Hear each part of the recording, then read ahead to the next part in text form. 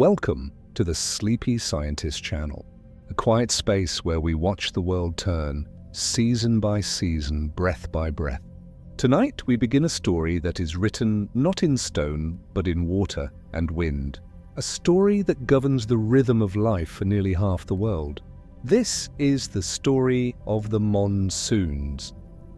Before we step into this landscape of expectation, I'd love to know where you are listening from.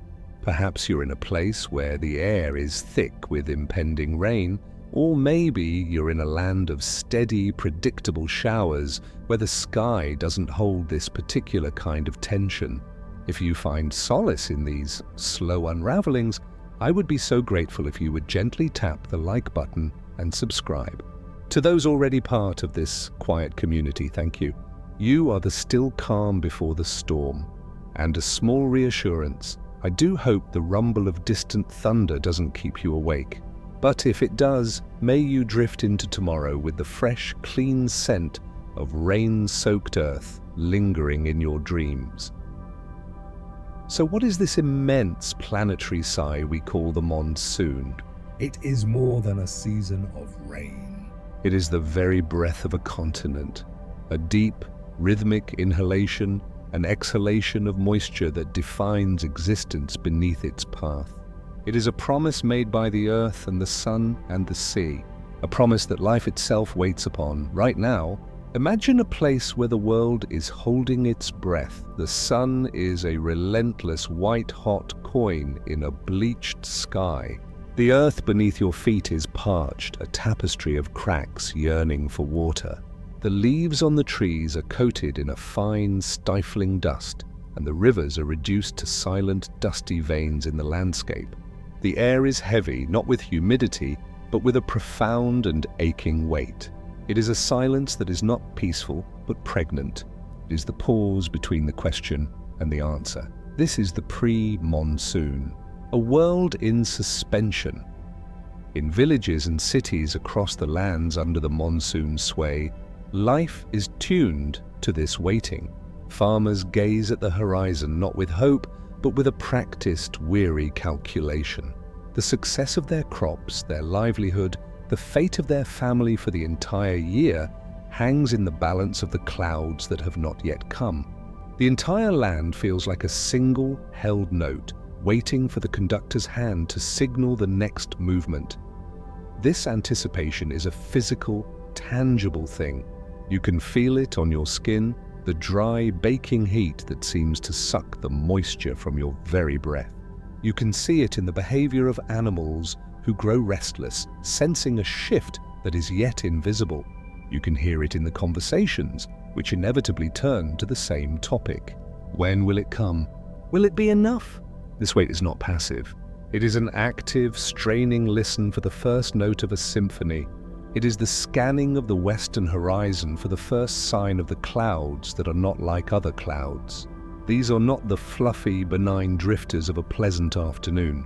These are the heralds, the vanguard of an oceanic army, and then there is the smell. Before a single drop falls, the wind shifts. A new scent arrives on a faint, tentative breeze. It is the smell of damp earth from 1,000 miles away, the smell of the ocean's deep, cool heart being carried inland. This scent has a name, petrichor, the aroma released when the first rains hit dry soil. But it often announces itself in advance, a ghost of the water yet to fall, a whispered secret on the wind. This is the invitation. The continent is poised, ready to inhale. The stage is set for one of the most dramatic performances on Earth. A performance of life and death, of destruction and creation, all governed by a simple, ancient cycle of heating and cooling, of rising and falling air. In the chapters to come, we will follow this breath. We will understand the planetary engine that drives it, from the sun-baked plains of India to the cool depths of the Indian Ocean. We will witness its arrival, not as a gentle shower, but as a triumphant, drenching liberation. We will see how it paints the world green and how, in its fury, it can also wash it all away. We will see how cultures have woven this immense force into their gods, their festivals, their art, and the very rhythm of their lives, and we will consider its fragile balance in a world that is changing. But for now, in this quiet moment, simply feel the weight. The world is holding its breath, and soon it will inhale.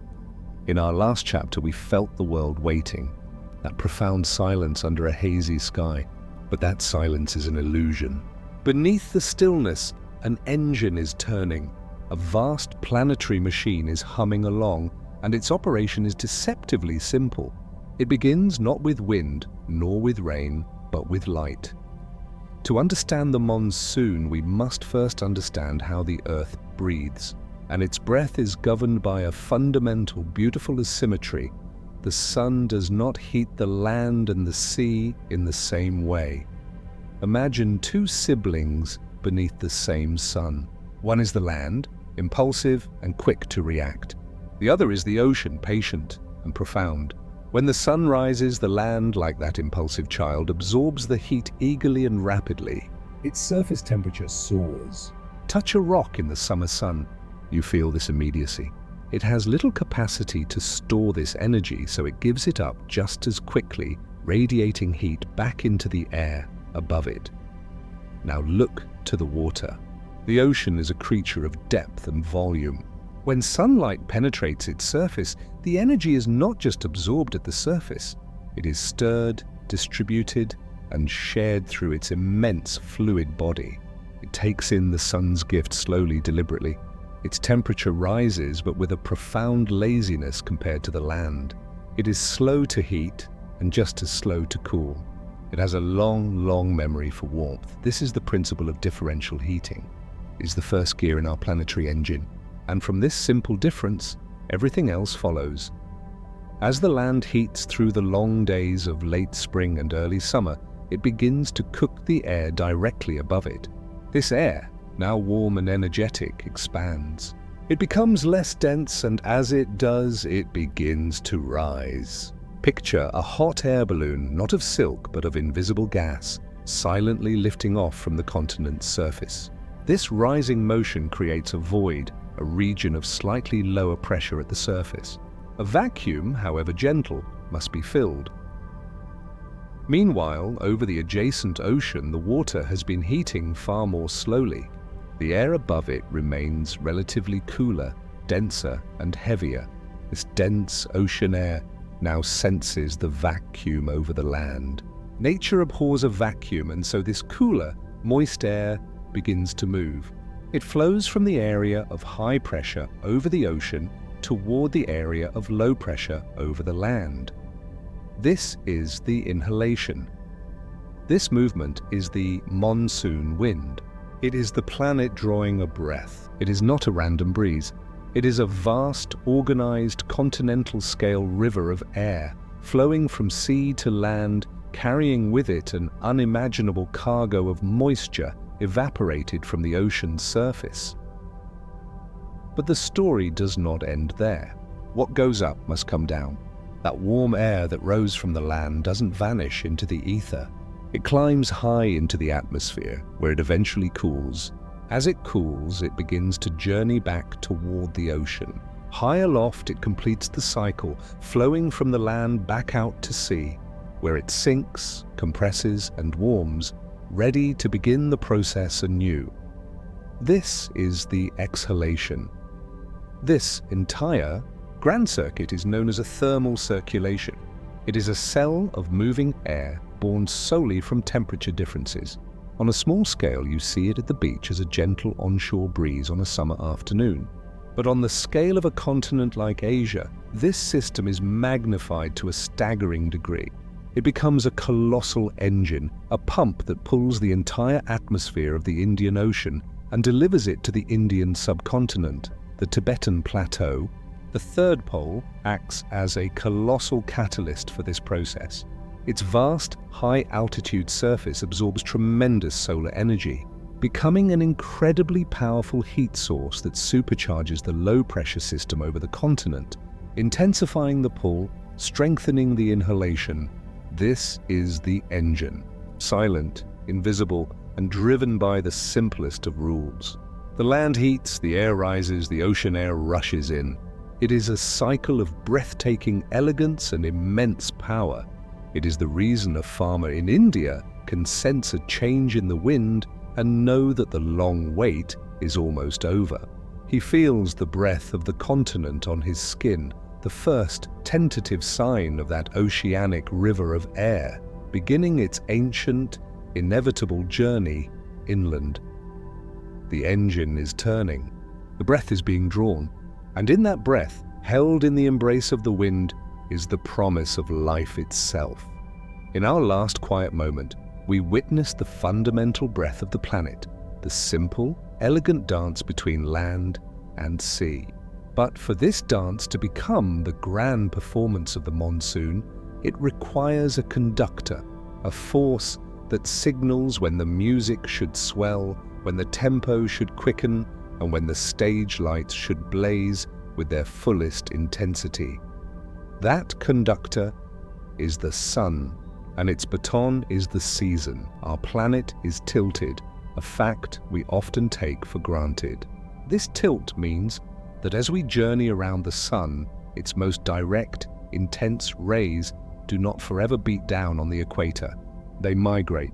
They journey northward in the northern hemisphere's summer and southward in its winter.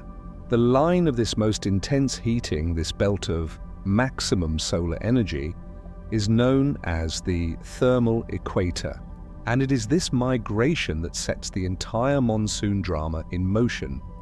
Think of it as a spotlight, slowly panning across a vast global stage. For much of the year, its focus is elsewhere. But as spring deepens into summer in the northern hemisphere, this spotlight of immense heat begins its gradual, unwavering journey north. It moves over the great continental land masses. It finds the vast arid plains of India, Pakistan, and the Middle East. It finds the sprawling, elevated roof of the world, the Tibetan Plateau. And here, the stage itself is uniquely prepared to absorb and amplify this energy. The Tibetan Plateau is not merely land. It is a colossal, rocky disk, miles high and larger than most European countries. Because it is so high, its surface sits in much thinner air. Thin air has less capacity to hold heat, meaning the sun's energy heats the rock and soil of the plateau with blistering efficiency. There is little atmosphere to act as a buffer. This great plateau, baked by the shifted sun, transforms into something extraordinary. The world's most powerful natural heat pump. It ceases to be just a geological feature and becomes a meteorological engine. The air above it heats up with an incredible ferocity, becoming not just warm, but profoundly unstable, desperate to rise. And rise it does. This colossal updraft of superheated air creates a vast, persistent, and deep zone of low pressure over the entire continent. This is not a small weather system. This is a semi-permanent seasonal atmospheric feature so powerful it rewrites the wind maps of half the world. It is a vacuum on a continental scale. Imagine this low-pressure system as an immense invisible chimney stretching for thousands of miles, sucking air upward from the surface. Now nature must fill this void. The atmosphere, seeking balance, rushes air inward towards this thermal vacuum. But from where? To the south lies the Indian Ocean, a vast reservoir of cooler, denser, moisture-laden air. The pressure gradient, the difference between the intense low pressure over the land and the relatively higher pressure over the ocean, becomes the primary engine of the monsoon. It is this gradient that forces the winds to move. The gentle sea-to-land breezes we described in our last chapter are now supercharged, organized, and directed by this colossal force. The winds are no longer tentative. They are commanded. They are drafted into service. The great southwesterly monsoon winds are born from this command. They are the ocean's answer to the continent's call. For months, the ocean has been storing the sun's energy not as blistering heat, but as latent energy within water vapor. Now that stored energy is mobilized. The winds become a conveyor belt, a mighty river of air, flowing steadfastly from the high pressure of the ocean to the low pressure of the land, carrying with them unimaginable volumes of moisture, the very lifeblood of the monsoon. This is the stage, fully set. The sun, in its slow celestial migration, has provided the cue. The land, particularly the Tibetan Plateau, has responded with a dramatic and powerful performance of heating, and the ocean, patient and vast, now delivers its lines. A steady, relentless flow of saturated air. The tension we felt in the first chapter, that aching wait, was the silence in the theatre just before the conductor raises his hands. The dry heat was the tuning of the orchestra. Now the first notes are about to be played. The winds have shifted. The river of air is in motion. The vacuum is pulling with all its might. The breath of the continent has deepened from a sigh into a powerful, sustained inhalation. And on that breath journeys the rain. We have seen the sun take the stage. We have felt the land heat and the ocean wait. We have described a vacuum and a flow. But to truly understand the monsoon, we must learn the language of the atmosphere itself. We must listen to the silent, invisible forces that choreograph the winds. This is not a chaotic struggle. It is a precise and global ballet. And the dancers are pressure systems. The entire atmosphere is in a perpetual, graceful struggle to achieve balance. It seeks equilibrium. And the engine of this struggle is the simple, unyielding rule that air will always move from where there is more of it to where there is less of it. From high pressure to low, imagine a slope. High pressure is the top, low pressure is the valley. Air, like water, naturally wants to flow downhill. The steeper the slope, the greater the difference in pressure, the faster and more forceful the flow. This is the pressure gradient force, and it is the prime mover of all wind on Earth. In our monsoon story, the characters are now clear. The superheated land has become a vast and deep region of low pressure, our valley. The cooler ocean remains a region of relatively higher pressure, our hill, and so the air begins its inevitable flow downhill from the high pressure of the ocean to the low pressure of the land. But this is not a simple, straight slide. Our planet is spinning, and this adds a twist to the dance.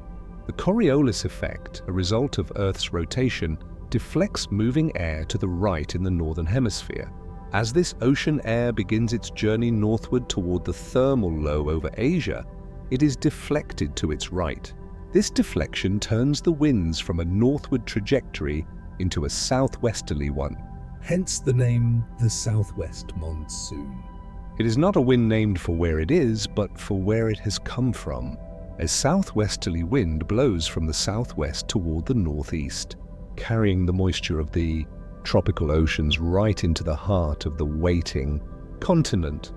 This grand circulation is part of an even larger celestial dance, the Hadley Cell. This is a planet-scale loop of rising and falling air that dominates the tropics. Warm, moist air rises near the equator, flows aloft toward the poles, cools, sinks in the subtropical regions around 30 degrees latitude, and flows back toward the equator along the surface. These sinking zones of air are where the great high-pressure systems of the oceans are born, like the mighty Mascarene High in the southern Indian Ocean. This high-pressure system is the beating heart of the Indian summer monsoon, the reservoir from which its breath is drawn, and at the very top of this loop, where the winds from the northern and southern hemispheres converge, we find the master of ceremonies for the tropics, the Intertropical Convergence Zone, or ITCZ. The ITCZ is not a fixed fence. It is a living, breathing, migrating band of clouds and thunderstorms that encircles the globe. It is the region where the trade winds from the two hemispheres meet. It is a place of profound uplift, where warm, moist air is forced to rise, creating a near-permanent band of low pressure and torrential rainfall. It is the rain belt of the planet, and it follows the sun. As the thermal equator migrates north in the boreal summer, the ITCZ faithfully follows. it shifts from its more equatorial position, dragging the belt of heaviest rainfall northward with it. Its northward march is the starting gun for the monsoon. It is the atmospheric signal that the stage is ready, that the conditions are aligned. The low pressure over the land intensifies, the pressure gradient steepens, and the oceanic winds are summoned with ever greater force. The monsoon, then, is this magnificent confluence. It is the seasonal strengthening of the thermal low over the land. It is the relentless push from the subtropical high over the ocean. It is the deflection of the winds by a spinning planet.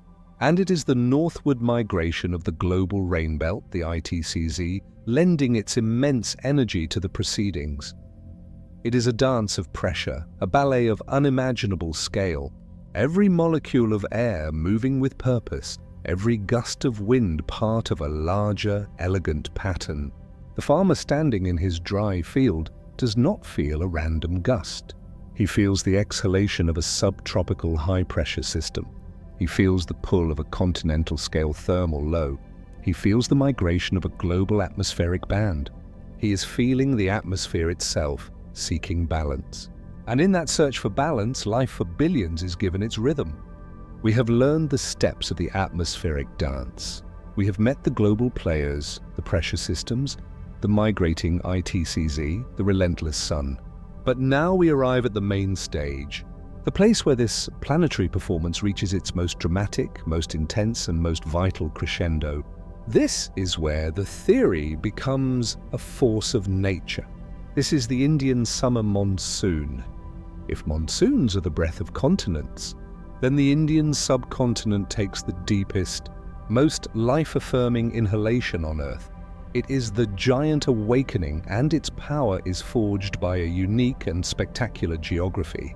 No other place on Earth is so perfectly designed to conjure a monsoon. It is a colossal theatre, and its architecture is unsurpassed.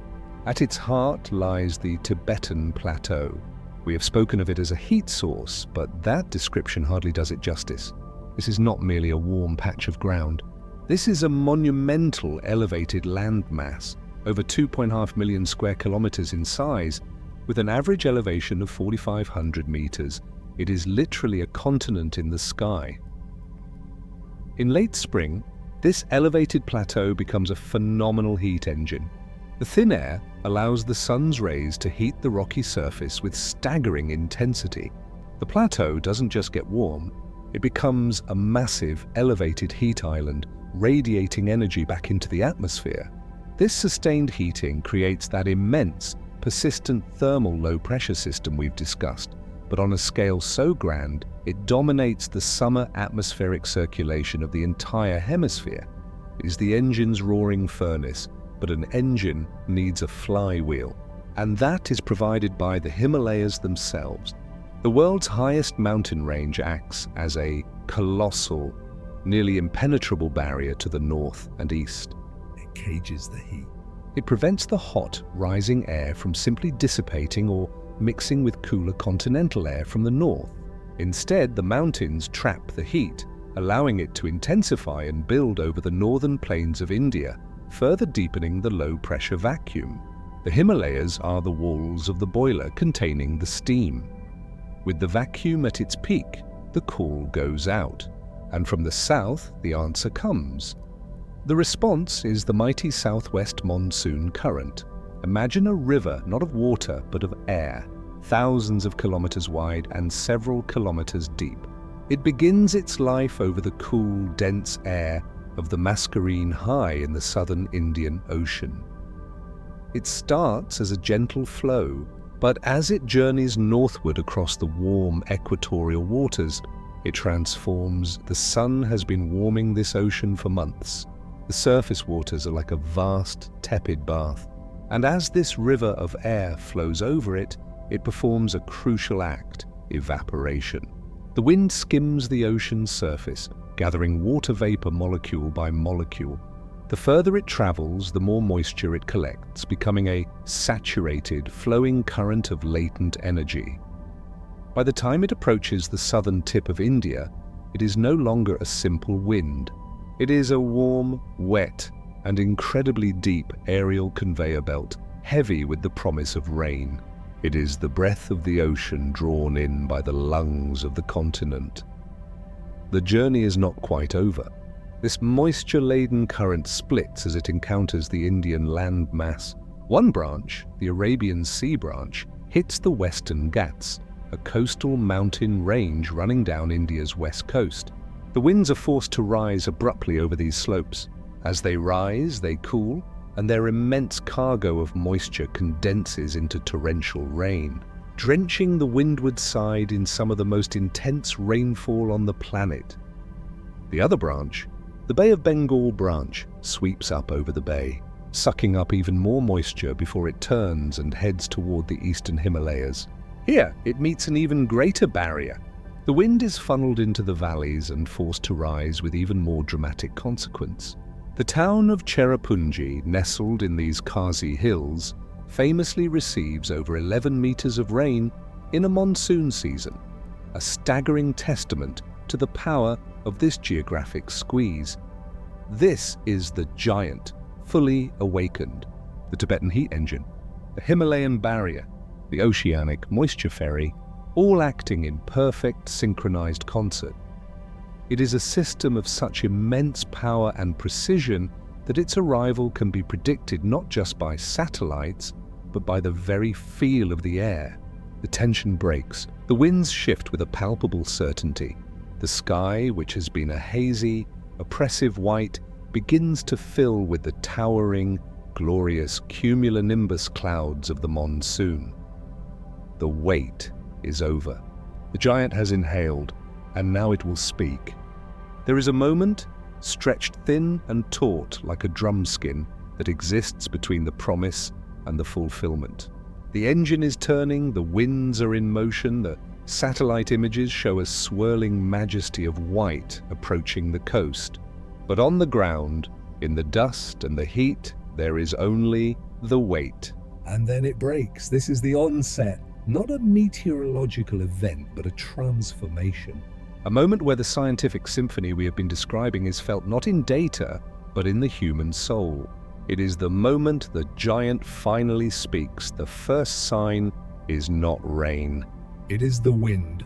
But not the hot, dusty wind of the previous months. This is a new wind. It arrives as a whisper, a faint sigh that stirs the dust in the road into little ghostly spirals. It is perceptibly cooler. It carries on its breath a new scent, a complex aroma that is instantly recognizable, yet almost impossible to describe. It is the scent of damp earth from 1,000 miles away, the smell of ozone from distant thunderstorms, the mineral tang of the ocean's deepest waters. This is the smell of promise. This is petrichor. The word comes from the Greek petra, meaning stone, and ichor, the ethereal fluid that flows in the veins of the gods. It is the lifeblood of the earth, released when the first rains meet the parched soil. The scent is created by a combination of oils secreted by plants during the dry period to inhibit growth, and a chemical called geosmin, produced by soil-dwelling bacteria. But to reduce it to chemistry is to miss its magic entirely. For every human who has ever waited for the rain, petrichor is the first, most primal telegraph message from the coming storm. It is the world's most ancient perfume. As this new wind gains strength, the world begins to change before your eyes. The light shifts. The harsh, white glare of the afternoon sun is softened, filtered by a high, thin veil of cirrus clouds, the vanguard of the main army. The quality of the sound changes. The oppressive, heavy silence is broken. It is replaced by a growing murmur, the wind in the trees, but a different kind of wind. It has a purpose. It has a destination, then you see it. On the western horizon, a line appears. It is not like the scattered clouds of summer. This is a solid, towering blue-black wall.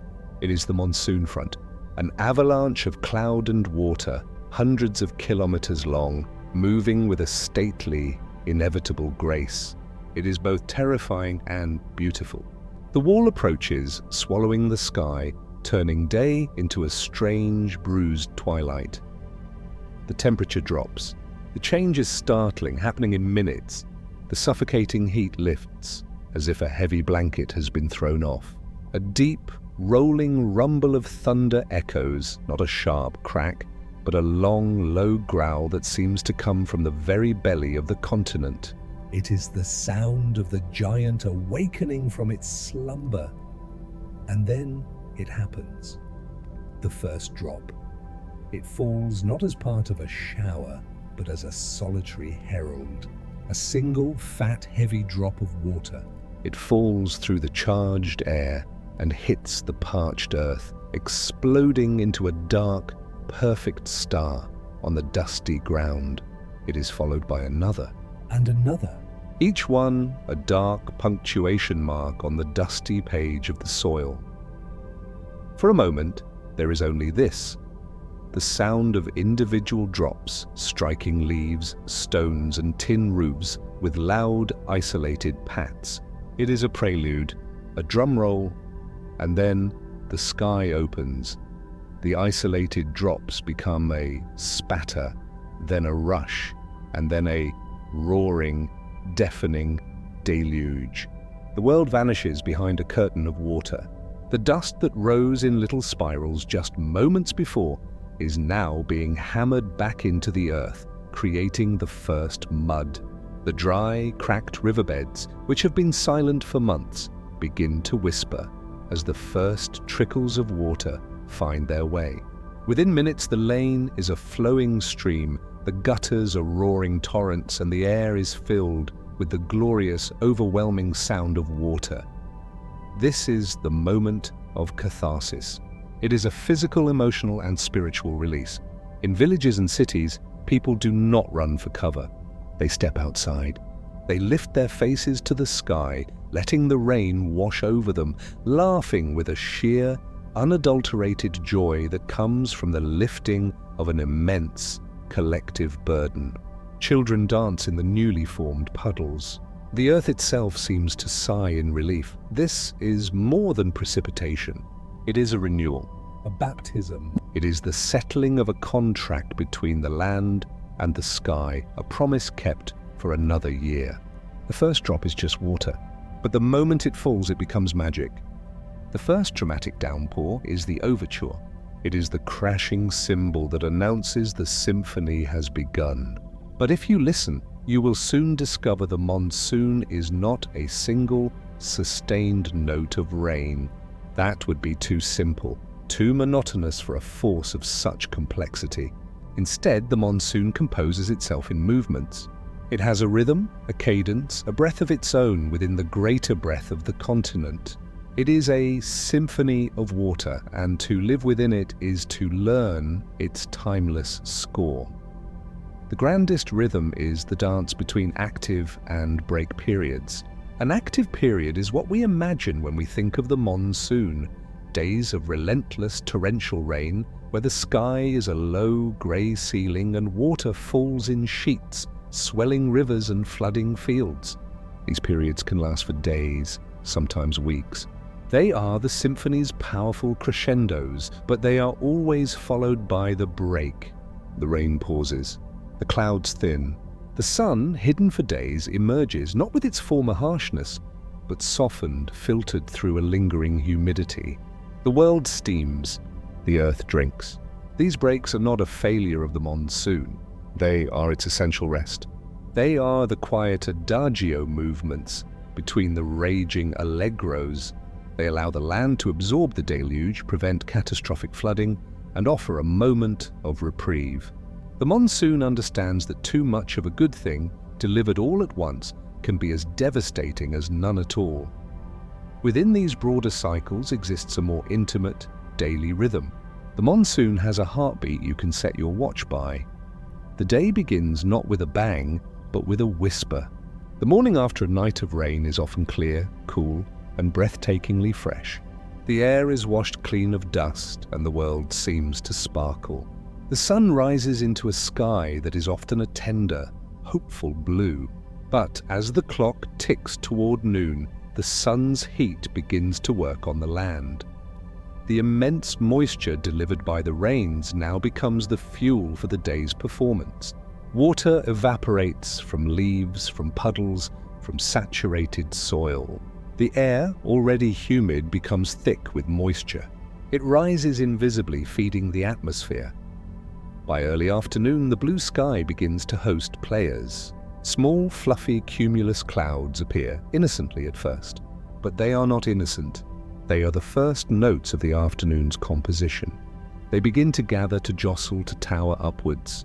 Their white tops boil into the brilliant blue, growing higher and higher, their flat bases darkening to a deep, ominous grey. The transformation is both majestic and predictable. By mid to late afternoon, the friendly clouds have become magnificent, anvil-headed cumulonimbus giants. They blot out the sun, and the world falls into a premature green-tinted twilight.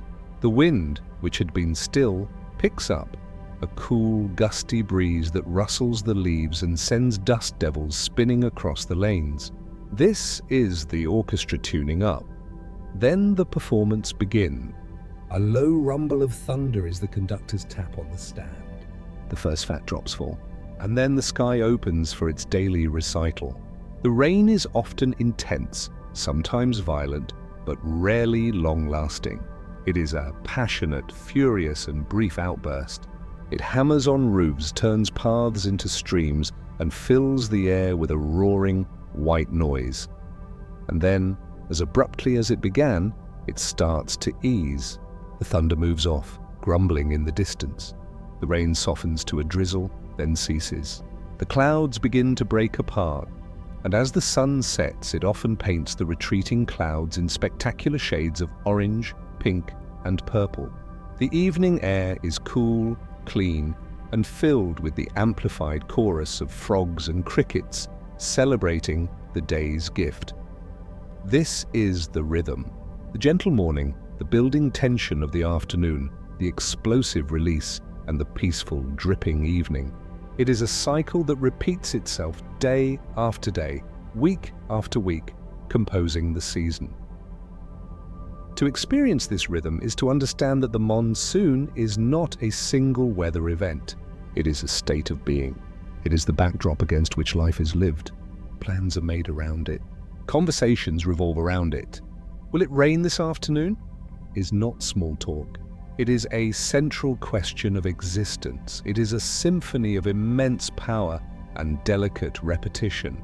It is the rhythm of the rains, the pulse of the planet, the steady beating heart of the summer.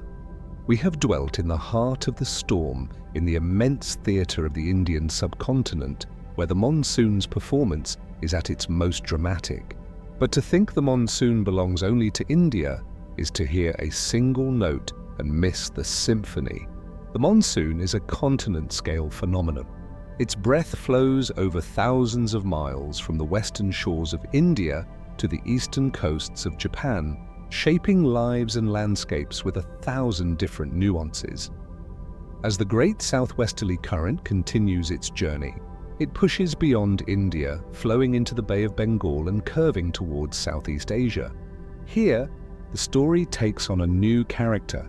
In Myanmar, Thailand, Laos, and Cambodia, the monsoon is no less vital. But its arrival is often a little later, its patterns woven into the complex geography of myriad coastlines and mountain ranges. The rains drench the rainforests, swell the mighty Mekong River, and water the vast rice paddies that are the backbone of the region. The rhythm is similar, active periods and breaks, but the feel is different. The air is thick with the scent of wet teak and frangipani, and the rain falls on ancient temple stones and bustling modern cities with the same life-giving force. Vietnam experiences the monsoon as a tale of two halves. The southwestern winds drench the western slopes of the Annamite Range, but they leave the central coastal regions, like the ancient city of Hue in a pronounced rain shadow, making them some of the hottest places in the country during the summer. Later in the year, the winter monsoon will take over, bringing rain from the northeast to these very same central region. a seesaw of precipitation dictated by the wind's direction. But to witness one of the monsoon's most fascinating and distinct performances, we must travel farther north to East Asia. Here, the simple sea-to-land narrative evolves into something more complex and elegant. As the immense heat low over Asia strengthens, it pulls not just on the Indian Ocean but on the Pacific. Warm, moisture-laden air from the subtropical Pacific is drawn northwestward toward China, Korea, and Japan. But this flow does not arrive as a uniform wall of rain. Instead, it meets a stubborn tenant, a stationary front of cooler air that has been lingering over the region. The collision between this warm, oceanic monsoon flow and the cooler continental air mass creates a persistent, semi-stationary weather front. In China, it is called the Meiyu Front. In Korea, Jangma. In Japan, Tsuyu or Baiyu. All these names translate poetically to the same thing: the plum rains. The name comes from the season in which it arrives, the time when the plums ripen and turn yellow in the early summer. The plum rains are the East Asian monsoon's distinct opening act. They are not characterized by the brief, violent afternoon thunderstorms of India, but by a period of enduring, steady, and often gloomy rainfall. It can drizzle for days, even weeks on end. The sky remains a uniform leaden grey. Humidity clings to everything, and a fine mist seems to permeate the very air. It is a softer, more melancholic expression of the monsoon. The light is diffused, washing colors into pastel shades. In Japan, hydrangeas, ajisai, bloom brilliantly along temple walkways and quiet streets. Their large, saturated blue and purple flower heads becoming the iconic symbol of the Tsuyu season. Thriving in the constant drip and damp, this prolonged, gentle rain is crucial. It thoroughly saturates the soil, preparing the fields for the rice planting that will follow. It fills reservoirs. It is a slow, deep drink for the land rather than a frantic gulping. The plum rain front is not static. It too migrates. It typically sets up first over southern China and Taiwan in May, then shifts northward to Japan and Korea in June, before finally weakening and retreating northward in July, giving way to the hot, humid, and generally sunnier summer weather. Its passage is a slow northward march of mist and rain. From the roaring deluges of India to the steady, misty drizzle of Japan, the monsoon reveals its many faces. It is a single planetary engine, but its expression is endlessly local. It is the breath of a continent, but it whispers a slightly different story in every valley, on every coast, and in every language it touches. It is a reminder that unity does not mean uniformity. The monsoon is one, and the monsoon is many. Our journey through the monsoon world has, thus far, lived in the East. We have followed the giant of India and the plum rains of Japan. But the planetary breath is not limited to Asia. The same simple, elegant engine of differential heating and pressure plays out on other continents, in other deserts, giving rise to other monsoons. They may be less famous, but they are no less vital to the lands they grace. Their stories are written in the struggle for life at the edge of aridity. Our first stop is West Africa, home to one of the most dramatic and consequential seasonal shifts on Earth. Here, the stage is set by two colossal actors, the Sahara Desert and the tropical Atlantic Ocean. For most of the year, the Sahara is a beast of high pressure. It exhales a hot, dry and dusty wind known as the harmattan, which blows southwestward across the Sahel, the semi-arid transitional belt south of the desert. The harmattan carries a fine red dust that blots out the sun, coats everything in a fine powder, and creates an atmosphere of parched stillness. Life here is a waiting game. But as the northern hemisphere tilts into summer, the sun's intense spotlight moves north and the thermal equator shifts. The land north of the Gulf of Guinea heats up dramatically. A vast thermal low-pressure system develops over the Sahara, most notably centered over the country of Niger. This is the vacuum, and the ocean is waiting. The tropical Atlantic to the south is a reservoir of cool, moist, stable air. The pressure gradient between this maritime high and the continental low now reverses the wind. The southwesterlies are born. A deep flow of oceanic air saturated with moisture from the warm Gulf of Guinea is pulled northward toward the Sahel and the Sahara. This is the West African monsoon. Its northward advance is not a gentle wave, but a distinct battling front, the intertropical discontinuity where the moist southwesterlies clash with the dry harmattan. The arrival of the monsoon is a victory of moisture over dust. The skies, once bleached white with Saharan sand, clear to a deep blue. The air transforms from a desiccating furnace into a humid blanket. And then the rains come. For the people of the Sahel from Senegal to Sudan, this is not merely a weather change. It is the difference between famine and feast, between migration and settlement, between life and death. The monsoon rains water the crops of millet and sorghum that millions depend on. They replenish wells and water livestock. The land, seemingly lifeless just weeks before, erupts in a frenzy of green growth. The monsoon is the absolute arbiter of survival. Now let us cross the Atlantic to the deserts of North America. Here, in the scorching summer heat of Arizona, New Mexico, and northwestern Mexico, another monsoon stirs. It is a more localized, yet profoundly dramatic phenomenon. By late June, the North American continent has baked under the summer sun. The vast, arid landscapes of the Sonoran and Chihuahuan deserts become immense heat engines, much like the Tibetan Plateau, though on a smaller scale. The surface temperatures soar, often exceeding 110 degrees Fahrenheit. The air above this superheated land rises, creating a persistent thermal low. This low begins to pull in moisture. But its source is not a distant ocean. It is surprisingly close. To the south and east lie the Gulf of California and the Gulf of Mexico. The sea surface temperatures here are also rising. The pressure gradient between these moisture sources and the continental low draws the air northward and westward. This is the North American monsoon. Its arrival is famously dramatic. After months of relentless dry heat where the sky is a perpetual cloudless blue, the first signs appear. High, wispy cirrus clouds. Then, in the afternoons, towering cumulonimbus clouds begin to boil up over the mountain ranges. They build with astonishing speed, their anvil heads spreading out against the azure sky. The rain, when it falls, is intense and highly localized. It is not a widespread drizzle, but a furious, concentrated downpour. Dry arroyos, riverbeds that have been empty for months, can transform in minutes into lethal, churning walls of water and debris, a phenomenon known as a flash flood. And it brings with it a signature scent.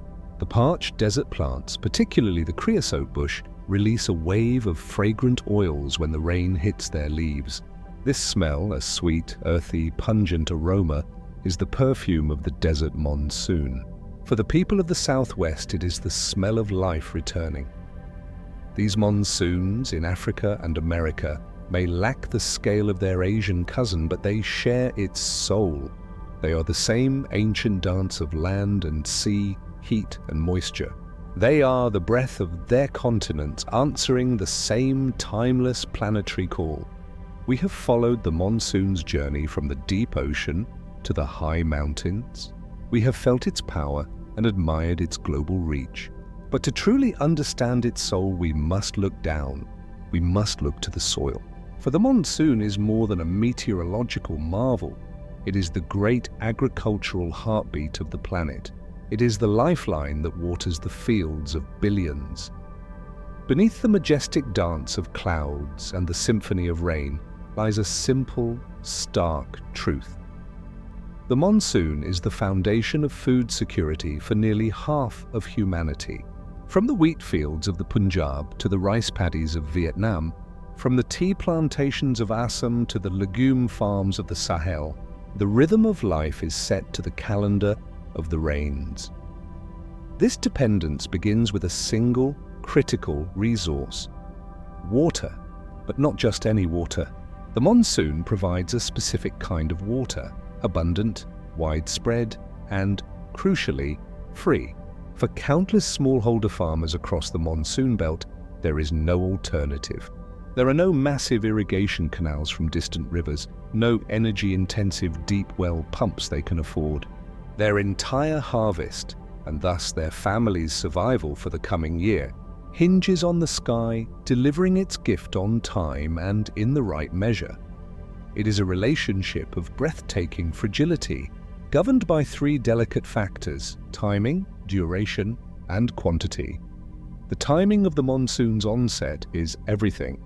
A delay of just a week can cause seedlings to wither in the parched soil. Farmers who have prepared their land and sown their seeds in anticipation can only watch in despair as the sun burns away their hope. Conversely, an unexpectedly early onset can wash away freshly sown seeds, destroying them before they can even take root. The first drops are not just water. They are the starting pistol for the entire agricultural year. Once the rains begin, their duration defines the growing season. The break periods we discussed are essential, allowing the soil to absorb water and roots to breathe. But if a break period extends too long, it becomes a drought within the wet season, stressing crops at a critical stage of growth. A shortened monsoon season can mean there isn't enough moisture in the soil to carry crops through to harvest. And then there is the quantity. The difference between a bounty and a catastrophe can be a matter of centimeters. Too little rain and crops fail, leading to drought, famine, and economic ruin. Too much rain, however, is equally devastating. Relentless, torrential downpours can waterlog fields, drowning root systems and leaching vital nutrients from the soil. They can trigger floods that wipe out entire fields, washing away topsoil, livestock, and sometimes even homes. The monsoon, therefore, is the world's most powerful financial director.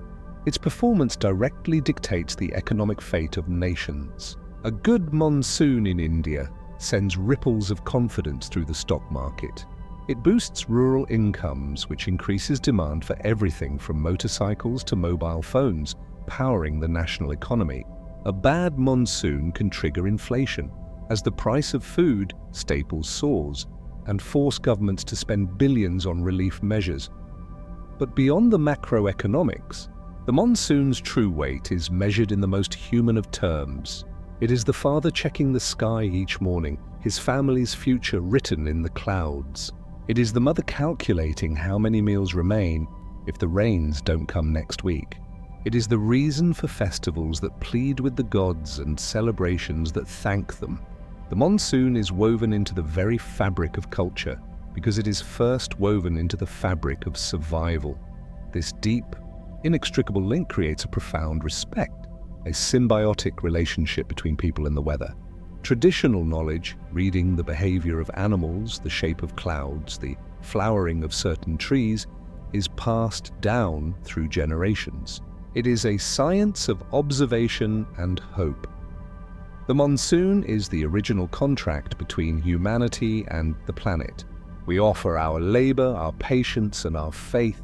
In return, the sky offers the water of life. It is a contract that billions of people renew every single year, their hearts and their harvests tethered to the rhythm of the rain. It is the ultimate reminder that our civilization, for all its technology, still depends on the ancient, merciful breath of the continents. We have spoken of the monsoon as a lifeline, a gentle sigh of relief, a benevolent benefactor. But to know the monsoon truly is to know its duality, for the same breath that gives life can, in its intensity, become a roar that takes it all away. The monsoon is not always a nourishing rain. Sometimes it is a deluge. It is not always a sigh. Sometimes it is a scream. The same mechanisms that make the monsoon so vital also contain the seeds of its destructiveness. The immense river of moist air flowing from ocean to land does not release its water in a uniform, gentle mist. It concentrates it, it funnels it, it wrings it out in furious, concentrated bursts over hillsides and cities. When the monsoon's engine runs too hot, when the oceanic moisture is too abundant, or when a weather system stalls, the lifeline becomes a leash of water, and the landscape drowns. The most immediate and widespread danger is flooding. It begins in the uplands. The soil, already saturated from weeks of rain, can absorb no more. It becomes like a soaked sponge. The next downpour has no place to go but over the surface. Water begins to sheet down slopes, converging into rivulets, then streams, then raging torrents that tear through the countryside. Dry riverbeds known as nullas in India or arroyos in the Americas are suddenly and catastrophically filled with a churning brown onslaught of water, debris, and mud. These flash floods move with terrifying speed and power. They can wash away roads, bridges, and entire villages in moments, giving those in their path little time to react. They are the monsoon's most sudden and violent ambush, but the water does not stop in the hills. It gathers and flows downstream into the great river systems, the Ganges, the Indus, the Brahmaputra, the Mekong.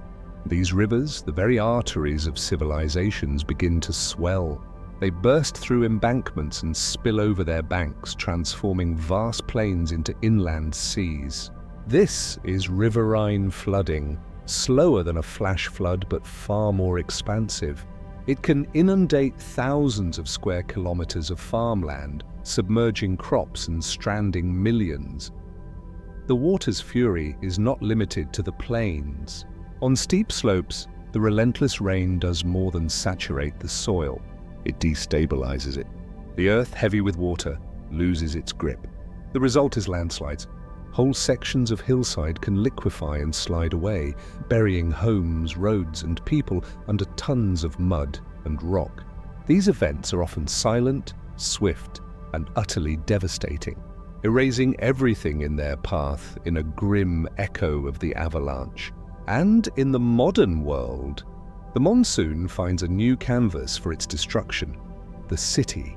Urban landscapes paved over with concrete and asphalt are impervious. They cannot absorb water. The intricate networks of drains and sewers, often clogged with plastic waste and unable to handle the volume of a concentrated downpour, quickly fail. The streets become rivers. Subways and underpasses become death traps. This is urban inundation, a man-made amplifier of a natural event where the water has nowhere to go but up.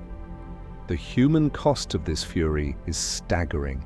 Lives are lost to drowning, to collapsing homes, to landslides. Families are displaced, forced into makeshift shelters, their homes and livelihoods washed away. The economic damage runs into billions of dollars in ruined crops, destroyed infrastructure, and lost productivity. But perhaps the most insidious damage is to the body itself.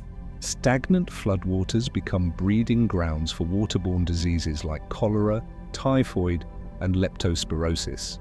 Mosquitoes multiply in the standing water, bringing waves of dengue and malaria. The flood recedes, but it leaves a hidden legacy of illness in its wake. To witness a monsoon flood is to see the awesome, indifferent power of nature. It is a humbling and terrifying spectacle.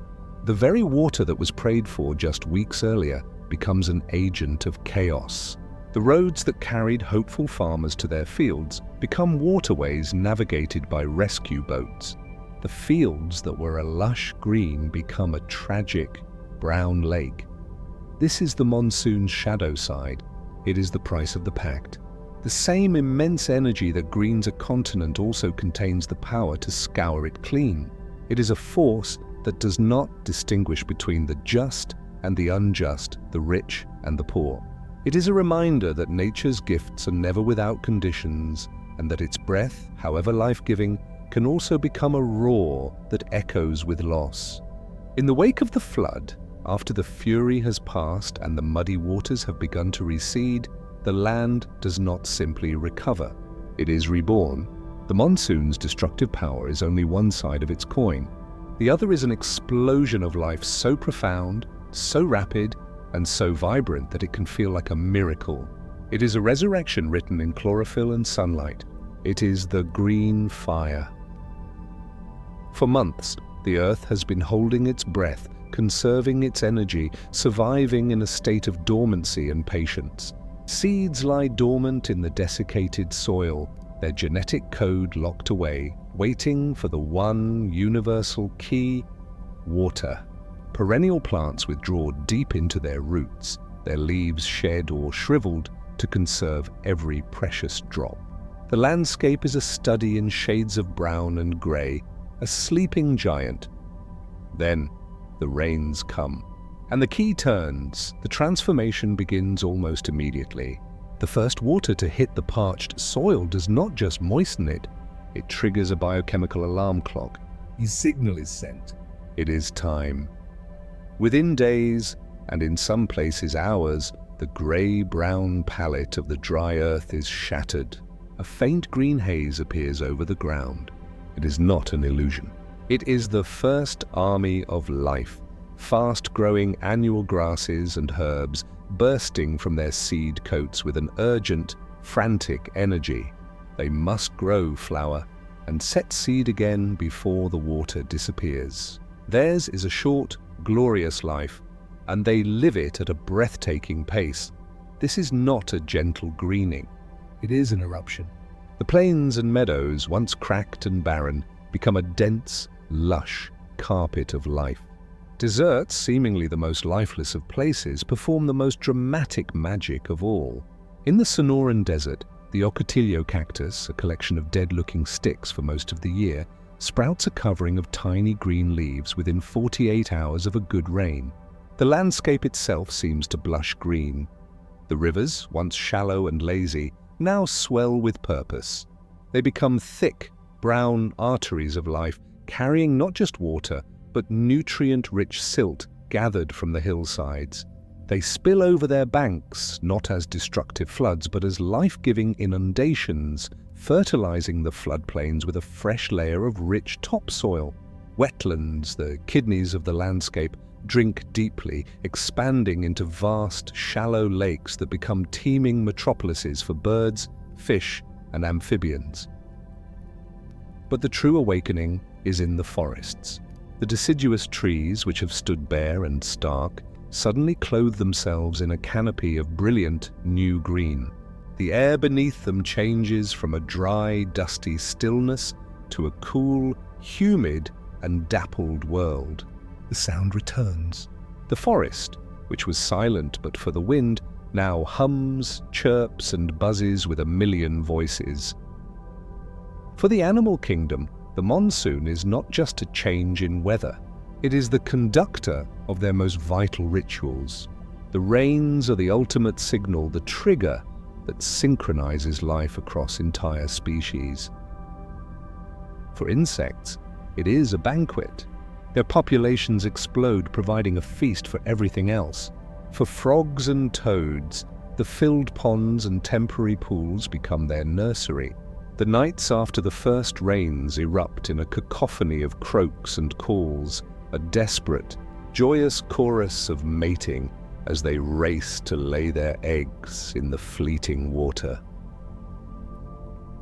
For birds, the monsoon dictates migration and breeding.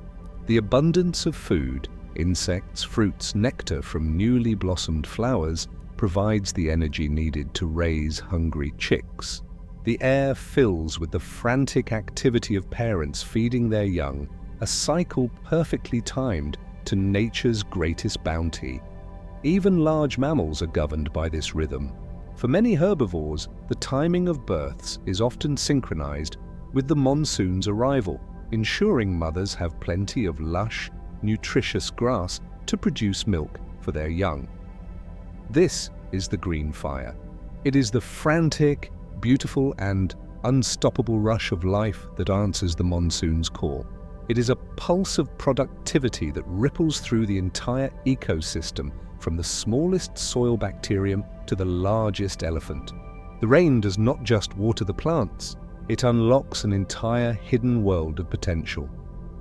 The flood's destruction is temporary, but the life it enables is the enduring story. The monsoon is the great renewer. It washes the land clean and then gives it the means to rebuild itself, more lushly, more vibrantly than before. It is a perpetual cycle of death and resurrection, of fury and fertility.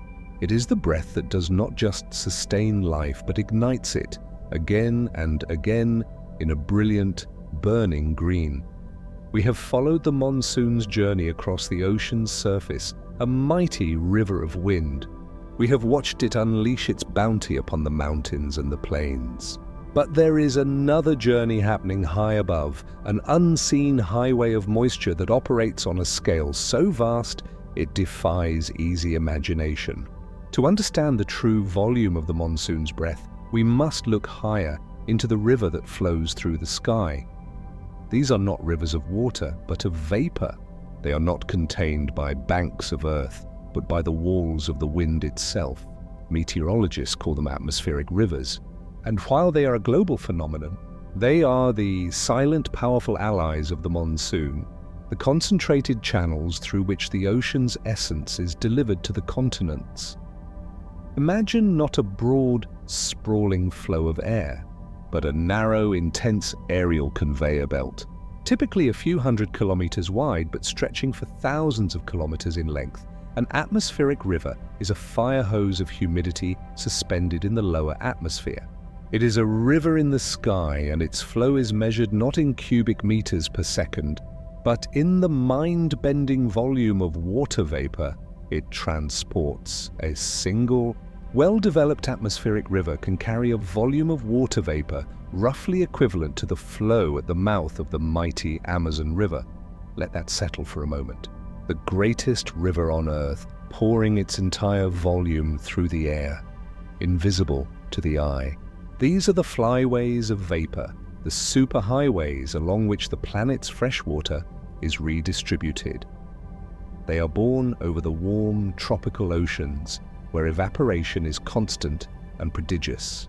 The winds, organized by large-scale weather patterns, gather this vapor and funnel it into these narrow, concentrated streams.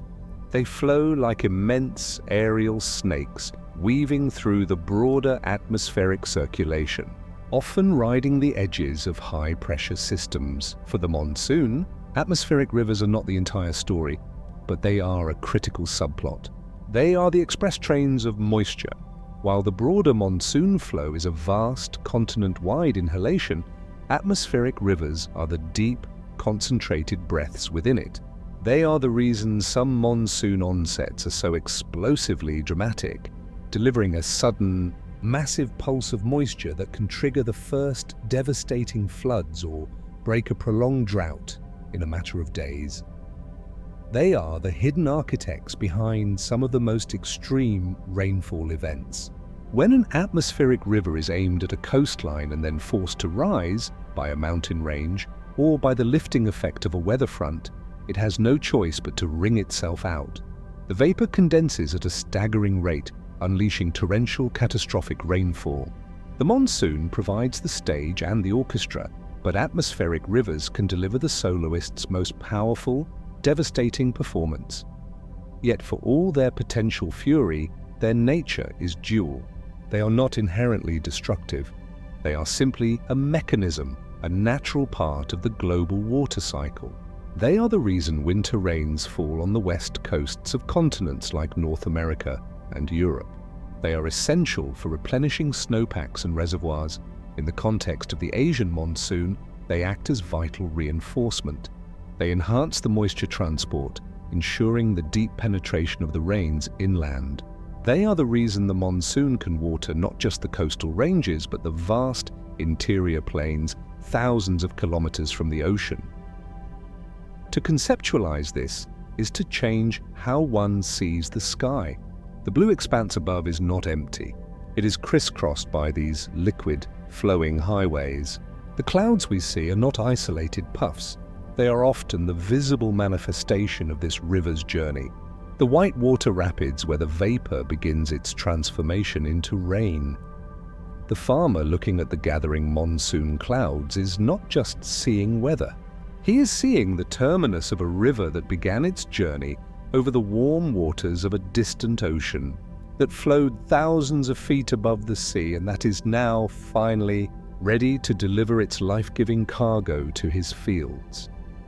The monsoon is the breath, but these atmospheric rivers are the deep, sustaining inhalations that give that breath its power. They are the unseen, vital currents in the great blue ocean above us, reminding us that the true rivers of the world are not all bound to the earth. Some of the greatest flow silently, unseen, above our heads, carrying the promise of life from sea to land. We have traced the monsoon's journey through the atmosphere and across the continents. We have measured its water and mapped its winds. But to confine the monsoon to science alone is to miss its deepest truth. For the people who live in its rhythm, the monsoon is far more than a weather pattern. It is a divine presence, a cultural heartbeat, the central character in a 1,000-year-old story written in faith, art, and celebration. It is a cultural deluge. Long before modern meteorology, humanity sought to understand the immense power of the monsoon. The only language powerful enough to explain it was the language of myth, and so the rains were personified. They were given names, stories, and personalities. In India, the monsoon is intimately tied to the gods. Indra, the king of the deities in early Vedic mythology, is the god of rain, thunder, and storms.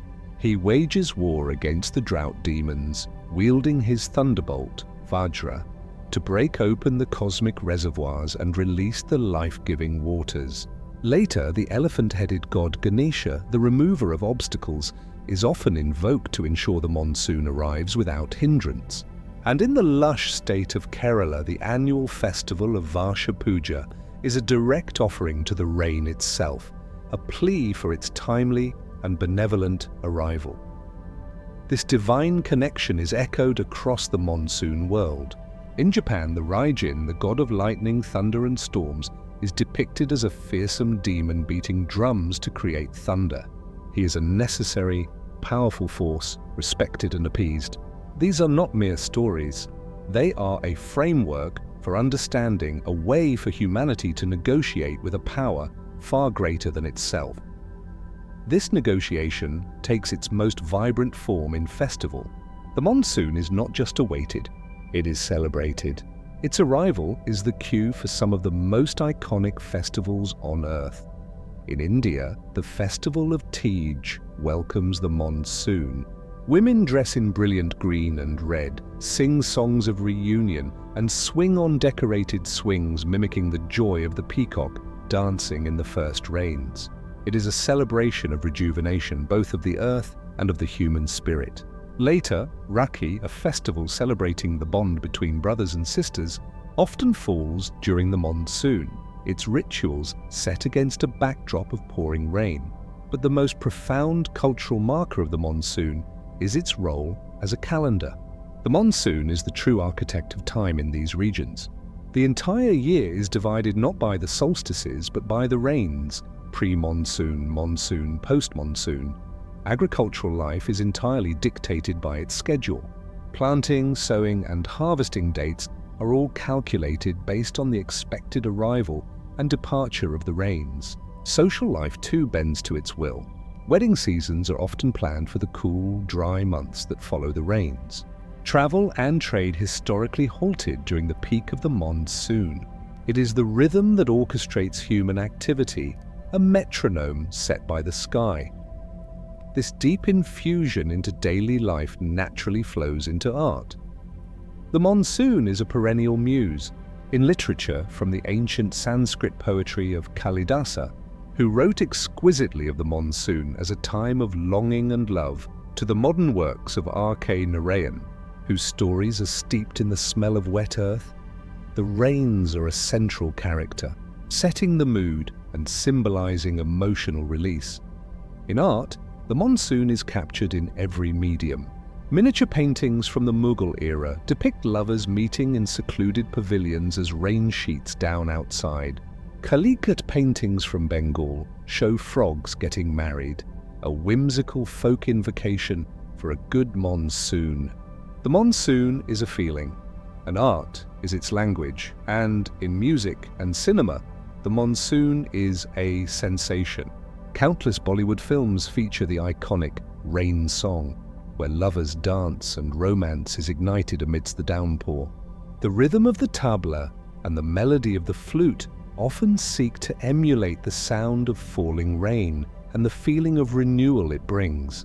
The pitter-patter on the roof becomes a percussion section, the rumble of thunder, a deep bass note. To experience a monsoon festival, to hear a monsoon raga, or to see a classic monsoon film scene is to understand that this is not merely precipitation. It is a shared cultural emotion. It is collective anxiety that transforms into collective joy. It is the relief of a promise kept, The joy of water after thirst, the awe of nature's power, and the romance of a world washed clean, all felt simultaneously by billions of people. The monsoon is the great cultural unifier. It is the thread that weaves through religion, sets the tempo for festivals, dictates the agricultural calendar, and inspires artists. It is the rhythm of life itself, a rhythm written not in days and months but in the coming and going of the clouds. For all its power and regularity, the monsoon remains, in its details, profoundly elusive. It is a creature of pattern and chaos, of immense force and delicate balance. To predict its behavior, its precise arrival, its intensity, its distribution, is one of the most complex and consequential challenges in all of meteorology. It is the attempt to learn the language of the wind, to decipher the whispers of the atmosphere before they become a roar. This endeavor is as old as the monsoon itself. Long before satellites or supercomputers, people developed a deep, intimate science of observation. They learned to read the world for clues. This was the first forecasting. Farmers and sailors became adept at interpreting traditional signs. The behavior of animals was a trusted almanac. If ants began carrying their eggs to higher ground, rain was coming. If spiders left their webs, a dry spell was ahead. The flight patterns of birds, particularly the monsoon bird or the Jacobin cuckoo, whose call was believed to beckon the rains, were watched with hope. The sky itself offered a text to be read. A halo around the moon signaled increasing moisture, and a certain quality of red in the sunset could hint at the dust and particles that often preceded the winds. These methods were not mere superstition. They were empirical science, born of generations of careful observation. They were a dialogue with nature, a way of finding pattern in the seeming chaos. They represent a deep wisdom, but their scope was limited to a few days at best. The modern quest to tame the monsoon's uncertainty began with the systemization of weather. The British colonial administration in India established the India Meteorological Department, IMD, in 1875, primarily to warn ships of incoming storms. For the first time, data, temperature, pressure, rainfall, was being collected systematically across the subcontinent. Telegraph lines allowed this information to be centralized, creating the first crude, synoptic charts. Forecasters could now see the weather, not just feel it. But the true revolution began in the sky. The advent of weather satellites in the 1960s was akin to giving a blind person sight. For the first time, forecasters could watch the monsoon unfold in real time. They could see the immense bank of clouds gathering over the ocean, track its movement, and measure its organization. No longer did they have to infer the storm. They could watch it approach. Satellite imagery became, and remains, the single most important tool for monsoon forecasting. Yet seeing the storm is not the same as knowing its heart. To predict its future path and intensity requires understanding the immensely complex physics of the atmosphere. This is where the supercomputers enter the story. These are the digital soothsayers. They run mathematical models of the entire planet's atmosphere, complex sets of equations that describe the relationships between pressure, temperature, humidity, and wind. They divide the globe into a three-dimensional grid, and at each point, they solve these equations to simulate how the atmosphere will evolve. The scale of this task is almost incomprehensible. The calculations involve quintillions of operations. They assimilate data from satellites, weather balloons, ocean buoys, and ground stations from across the world. They simulate the influence of distant events, a warm blob in the Pacific Ocean, El Niño, a cold one, La Niña, snow cover in Eurasia, even volcanic ash in the stratosphere. All of these can whisper to the monsoon, altering its behavior. The supercomputer's output is not a single, definitive answer. It is a spread of probabilities and ensemble forecast. It runs the model multiple times, each with slightly different starting conditions. If all the runs agree, confidence is high. If they diverge, it tells forecasters that the atmosphere is in a highly unpredictable state. This humility is built into the modern science. Despite these godlike tools, the challenge remains immense. The monsoon is a coupled system, linking ocean and land and air. A small error in measuring sea surface temperature can magnify into a large error in predicting rainfall weeks later. The models struggle to capture the intense, highly localized thunderstorms that cause devastating floods in one valley while leaving the next dry. Predicting the exact location and timing of these events is like predicting where a single leaf will land in a whirlwind. So the forecast is never a declaration. It is a carefully worded communique. It speaks in terms of above normal, below normal, and normal. It gives dates with a margin of error. It is a testament to the fact that we have learned to read the words of the monsoon's language, but we are still mastering its grammar. The farmer today may check an app on his phone, a product of all this immense technology, but you will still see him look to the sky, smell the wind, and watch the ants. He lives in both worlds, trusting the digital oracle but still listening for the ancient whispers in the leaves. For the monsoon, in the end, will always hold a little mystery back, reminding us that some forces, however well understood, will always demand our awe. We have witnessed the monsoon's fury and celebrated its life-giving power. We have seen the earth drown and then explode in green fire. But there is a silence more terrible than the flood's roar. There is a dryness more devastating than any downpour. This is the spectre that haunts every prayer for rain, the failed monsoon. The breath that is held but never exhaled. This is the other side of the pact. For all its might, the monsoon system is a delicate balance. It is a precisely tuned engine that can falter. And when it does, the consequences are not merely meteorological. They are a slow-moving catastrophe that unravels the very fabric of life. It begins with a delay. The appointed week passes and the skies remain a vacant, hazy blue. The farmer's anxiety, once a background hum, sharpens into a piercing fear. The soil, prepared for seed, turns to dust that is carried away on the hot, dry wind. Each passing day is a weight added to a collective burden. Then the whispers of failure become reality. The monsoon arrives not with a triumphant wall of cloud, but in fits and starts. It delivers teasing, scattered showers, just enough to settle the dust, but never enough to soak the earth. The rain gauge remains stubbornly, tragically empty. The river of moisture from the ocean has been diverted, weakened, or broken. The causes are often traced to distant oceans. An El Niño event brewing in the Pacific Ocean can rewrite the weather maps of the world. Its warm waters can alter wind patterns, acting like an atmospheric blockade that prevents the monsoon winds from gathering their full strength. They become lost, dissipated, never reaching the desperate continent. Similarly, a negative Indian Ocean dipole can starve the monsoon at its source. If the eastern Indian Ocean near Indonesia becomes warmer than the western part near Africa, it shifts the rain-bearing winds away from the Indian subcontinent. pushing the life-giving rains out over the ocean instead of the land. The engine is running, but its output is misdirected. The result is drought. The word itself feels dry on the tongue. It is not a single event, but a creeping, insidious condition. It is the agricultural drought, the withering of crops in the field.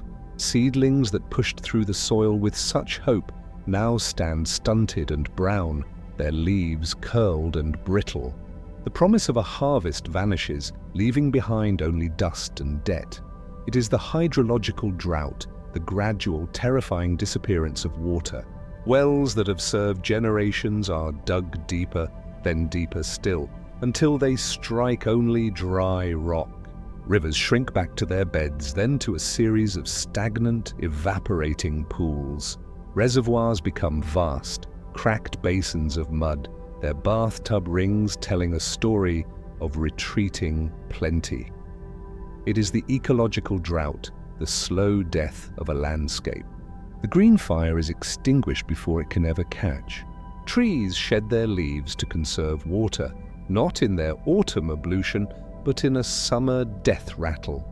Wildlife is forced into a desperate, often fatal search for water, bringing them into dangerous conflict with humans. But most cruel of all is the socio-economic drought. This is where the lack of rain translates into human suffering. With no crop to sell, rural economies collapse. Farmers, the stewards of the land, are often forced into a heartbreaking spiral of debt, sometimes leading to the loss of their land or, in the most tragic cases, to unthinkable personal despair.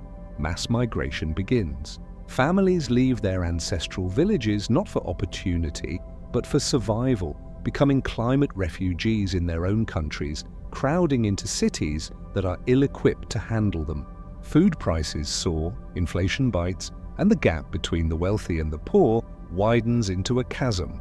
Water, the most basic human right, becomes a commodity to be fought over, hauled for miles and guarded jealously. The spectre of drought is a quiet apocalypse. There are no dramatic images of floods, only the slow, grinding reality of absence. It is the sound of a dry wind through dead stalks. It is the sight of a mother rationing a cup of cloudy water for her children. It is the feeling of a future shrinking day by rainless day. The fickle breath of the continent when it fails to come reminds us of our profound vulnerability. Our civilizations, our economies, and our very lives are built upon the assumption of regularity, the assumption that the sky, in its season, will provide. Drought is the shattering of that assumption. It is the haunting silence after a prayer goes unanswered, a stark reminder that the balance of life is delicate and that the mercy of the clouds can never be taken for granted. For millennia, the monsoon has been the great metronome of this part of the world. Its rhythm, though powerful, was knowable. Its breaks and bursts followed patterns that could be learned. Its moods could be anticipated. Life adapted to its cadence. But now, a new variable has been introduced into the ancient equation, one that is tuning the orchestra to a different, more erratic key. The metronome is faltering. The rhythm is growing anxious. The cause is the changing climate of our planet. As the Earth warms due to the accumulation of greenhouse gases, it is not warming evenly. This differential heating, the very engine of the monsoon, is being supercharged. The entire system is being injected with a new and volatile energy, altering its character in ways that are both subtle and profound. The fundamental prediction of climate science is not that the monsoon will simply fail or simply strengthen. The prediction is for greater variability. The monsoon is becoming more fickle, to use an old term for a new reality. The steady, reliable rhythm is breaking down into a stutter of extremes. The mechanics of this change are deeply physical. A warmer atmosphere can hold more moisture. For every degree Celsius of warming, the air's capacity to hold water vapor increases by about 7%. This is the Clausius-Clapeyron relation, a simple physical law with complex consequences. This means that when it does rain, there is simply more fuel available for the storm. The monsoon can now wring out vastly more water in a single event. The result is a trend toward short-duration extreme rainfall. The gentle, day-long nourishing rains are becoming less common, replaced by furious, concentrated downpours that dump a month's worth of water in a matter of hours. These are the deluges that overwhelm urban drains, trigger catastrophic flash floods and wash away topsoil, doing more harm than good. But this same warming atmosphere also alters wind patterns and pressure gradients. It can lead to longer periods where the monsoon flow is weak, disorganized, or blocked. The result is the other side of the extreme: longer, more severe dry spells within the monsoon season. This is the new cruel paradox: longer dry spells punctuated by more intense rain. The farmer's nightmare is no longer just a total failure of the rains. It is the agony of watching weeks of dry, sunny weather wither his crops, only to have them finally washed away in a single, savage storm that the parched earth cannot absorb.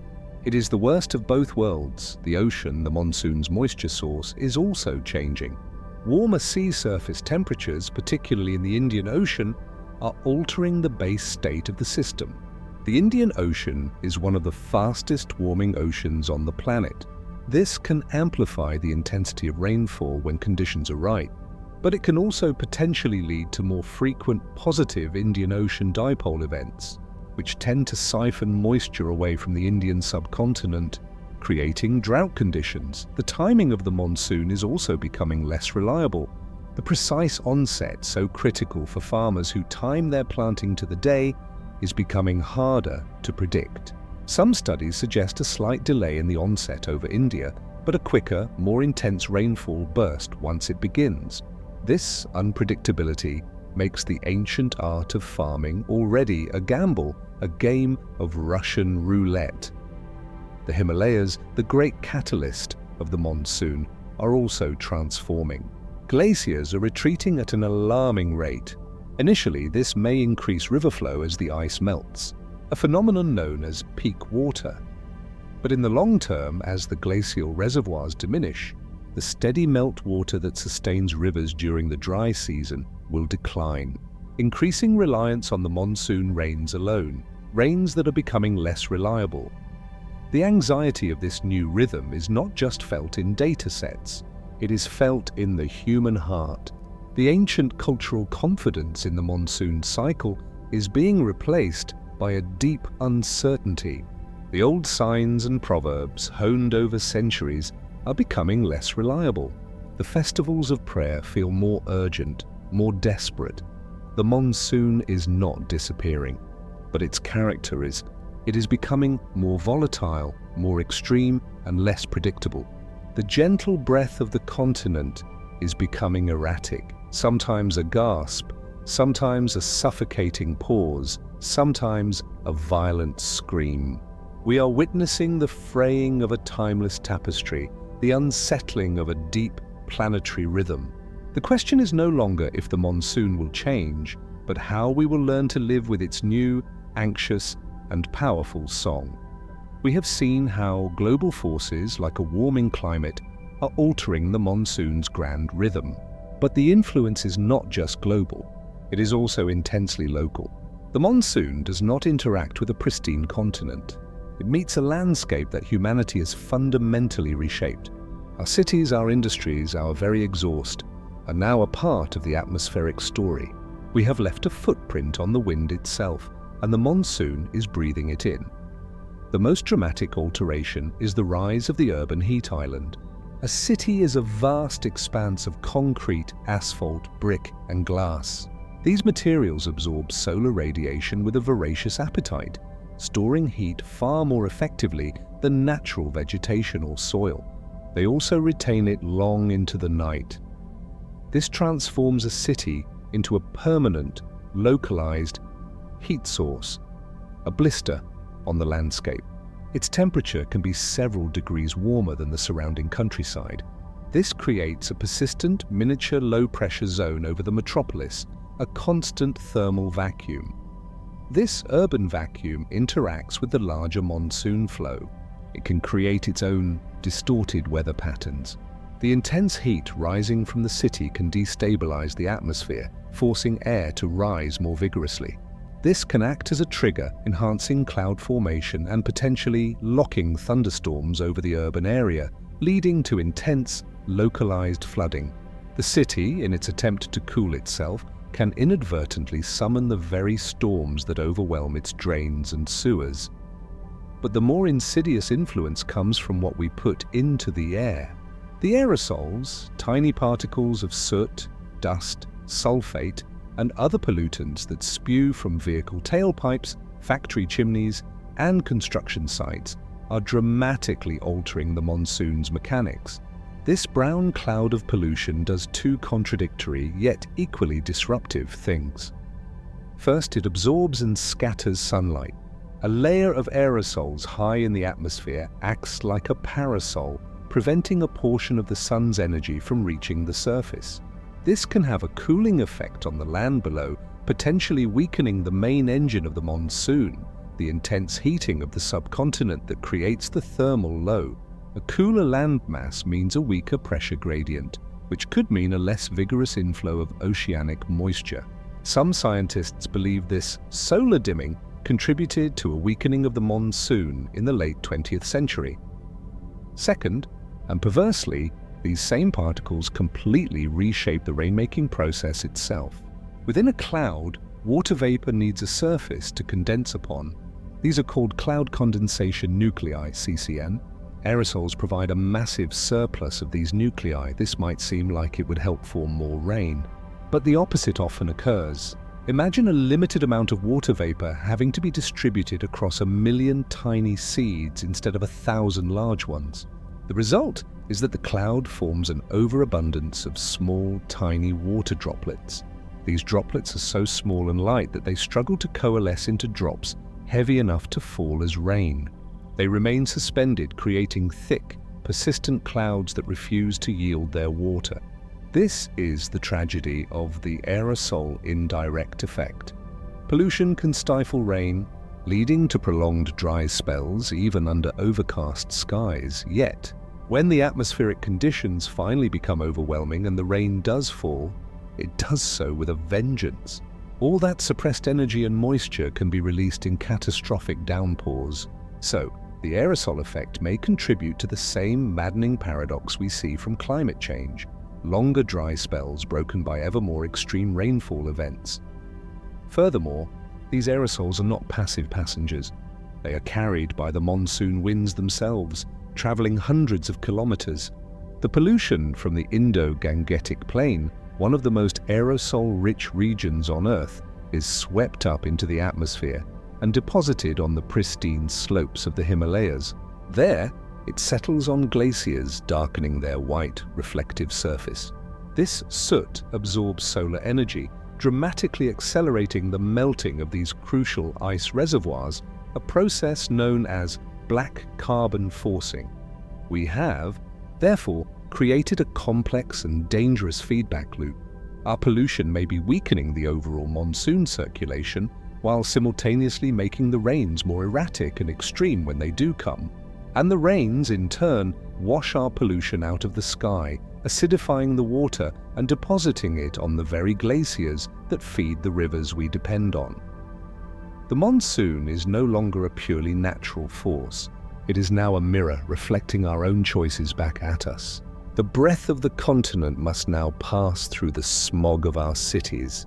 The ancient, life-giving rains now wash the grime from our skies, carrying the chemical signature of our industry back to the earth.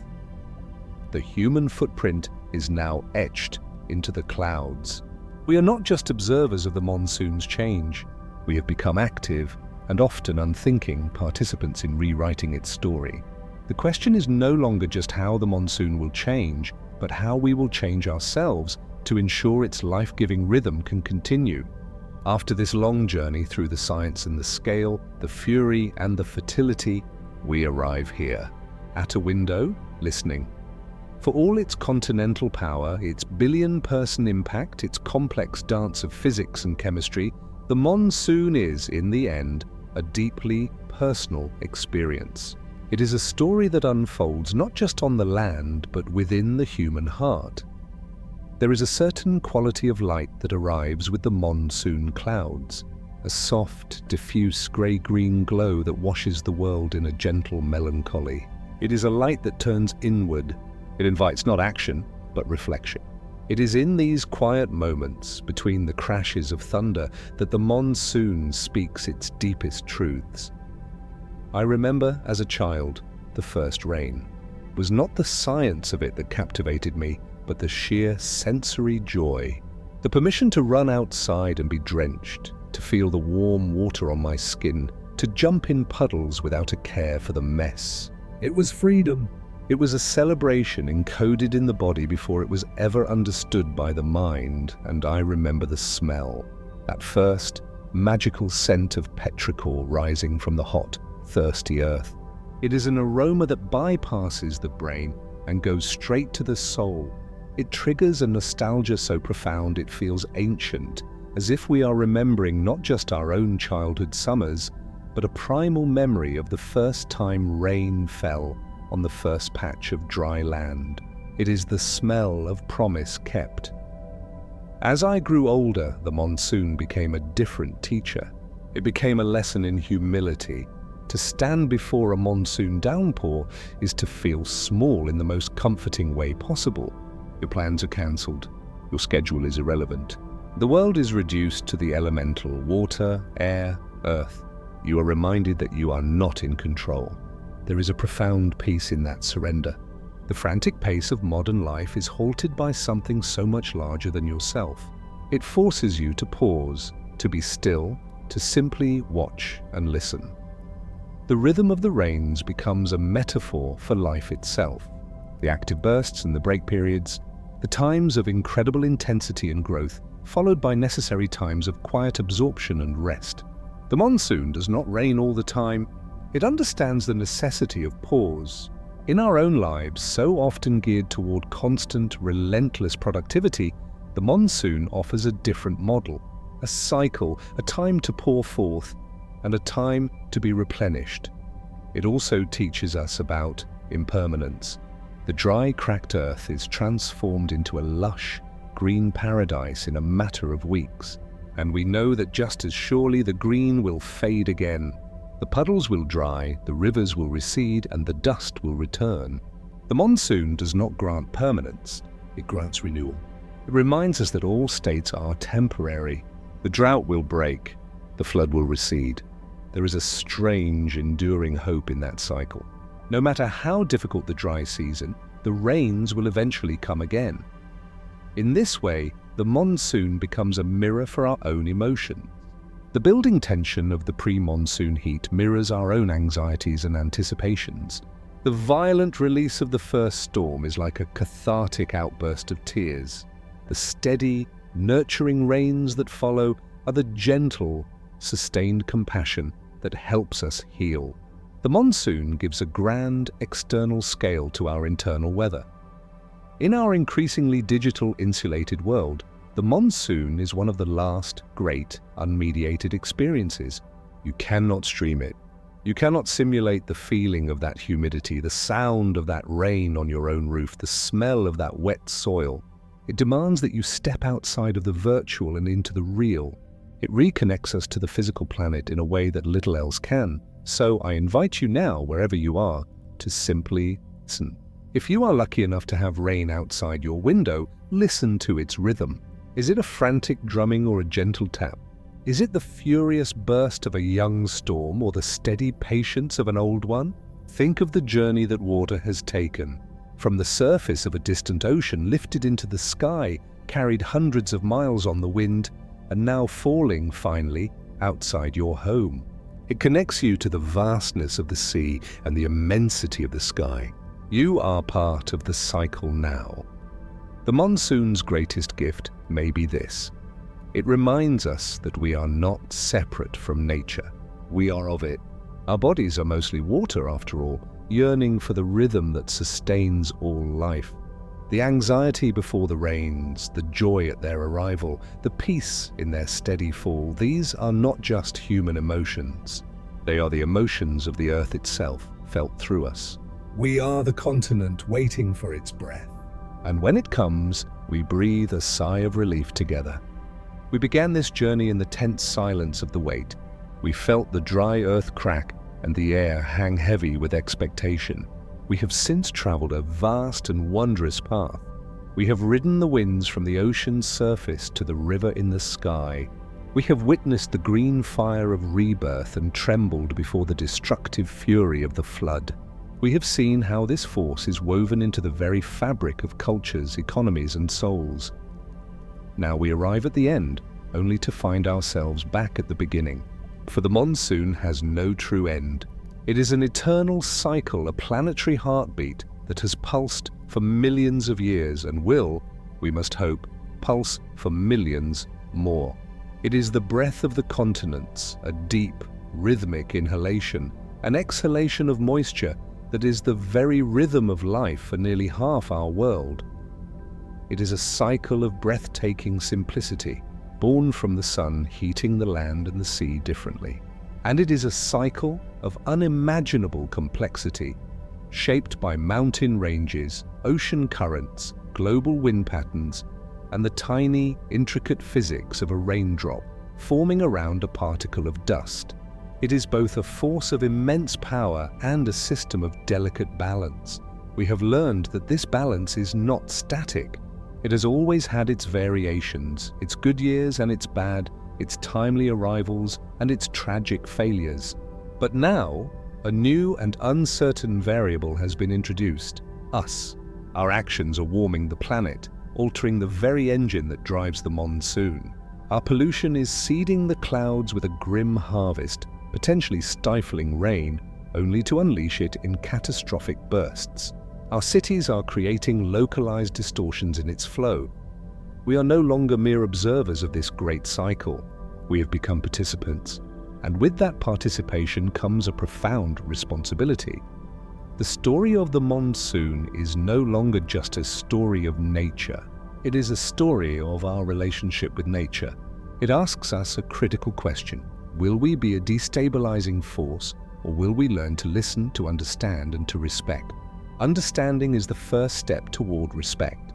To know the monsoon is to appreciate it not just as rain, but as a vital, interconnected system. It is to see the farmer in India and know that his fate is linked to the water temperatures Of the Pacific Ocean, it is to see a flash flood in Arizona and understand it is part of the same planetary breath that waters the rice paddies of Thailand. It is to recognize that the breath of the Asian continent influences the entire globe. This understanding must shape our future. It must guide how we build our cities, creating spaces for water to seep into the earth, rather than simply funneling it into overwhelmed drains. It must influence our energy policies, moving us away from the fossil fuels that are injecting volatility into this ancient rhythm. It must inform our agriculture, developing crops and practices that can withstand both the extended dry spells and the intense downpours of the new monsoon era. The monsoon does not need us. It will continue its eternal cycle in some form, adapting and changing as it always has. But we need it. Our civilizations, our food, our water, and our cultures are built upon its predictable, merciful rhythm. Our challenge is to ensure that our footprint upon the earth does not become a scar that disrupts that rhythm beyond recognition. The monsoon is the great teacher of humility and hope. It humbles us with its power and its scale, reminding us of our small place in a vast system. And it gives us hope through its perpetual cycle of renewal. No matter how harsh the drought, the rains have always returned. The earth greens again. The rivers fill. The cycle continues. It is a testament to the resilience of our planet. But that resilience is not infinite. We are testing its limits. As we look to the future, we must listen to the rain with new ears. We must hear in its rhythm not just a weather pattern, but a vital sign. The health of the monsoon is a barometer for the health of our relationship with the entire planet. So let us breathe with it. Let our efforts to mitigate climate change, to reduce pollution, and to live more sustainably be our own inhalation, a drawing in of resolve and responsibility. And let our actions be a conscious, life-giving exhalation, a breath of respect back toward the system that sustains us. The eternal cycle continues. The continents will breathe in and out long after we are gone. Our choice is whether we will be a harmonious part of that breath, a species that learn to listen to the rain, and, in doing so, learn to protect the timeless, beautiful, and essential pulse of our living world.